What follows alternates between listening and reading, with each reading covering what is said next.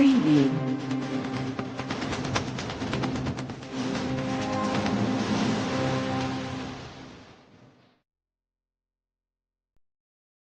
माननीय अध्यक्षा वर्षाताई गायकवाड आणि मुंबई काँग्रेसच्या वतीनं हार्दिक स्वागत करतो। आणि पत्रकार बांधवांना आपल्याला माहित असेल की 16 तारखेला केंद्र सरकारने एक विशेष अधिवेशनाचं आयोजन केलं होतं आणि त्यामध्ये महिला विधेयकाच्या संदर्भामध्ये त्यांनी जे कुठे राजकारण केलं त्या संदर्भामध्ये त्यांचा जो कुठे डाव होता तो उधळून लावण्याचं काम इंडिया आघाडीने केलेलं आहे, काँग्रेस पक्षाने केलेलं आहे। आणि याच विषयावर अधिक बोलण्यासाठी आपल्याला संबोधित करण्यासाठी मी मुंबई काँग्रेसच्या सन्माननीय अध्यक्षा संसदरत्न खासदार प्राध्यापक वर्षाताईंना विनंती करतो की त्यांनी आजच्या पत्रकार परिषदेचा संबोधित करावा। सर्वप्रथम आपल्या सगळ्यांचं असंच बोलू।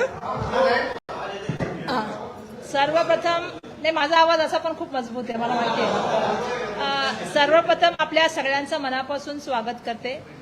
खरं तर काल ही पत्रकार परिषद करण्यासंदर्भामध्ये मी येणार होते, परंतु मी तामिळनाडूला असल्यामुळे मी आज ही पत्रकार परिषद करत आहे।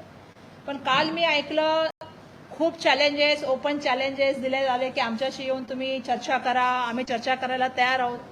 मग अजून एका आमदार महोदयाने सांगितलं की अरे चर्चा त्या लेवलला व्हायला पाहिजे, तर एकदा ती लेवल पण ठरवली गेली पाहिजे अशी माझी सगळ्यांना सांगणं आहे। पण नक्की दुःख कशाचं झालं, नक्की कुठल्या गोष्टीचा त्रास झाला, हा माझा सगळ्यात महत्वाचा प्रश्न आहे। कारण खरं तर देशभरामध्ये मोदी है तो मुमकिन है ह्या प्रतिमेला तडा गेला ह्याचं दुःख झालं, की डिलिमिटेशन बिल नाही होऊ शकलं याचं दुःख झालं, की संविधान जिंकलं याचं तुम्हाला आता या ठिकाणी आत्मचिंतन करावं लागेल। कारण ज्या तऱ्हेने आपण बघितलं असेल त्या दिवशी हे बिल ज्या वेळेला पास झालं त्यावेळेला लोकशाहीचा विजय झाला आणि जी मतं सन्माननीय खासदारांनी त्या ठिकाणी दिली।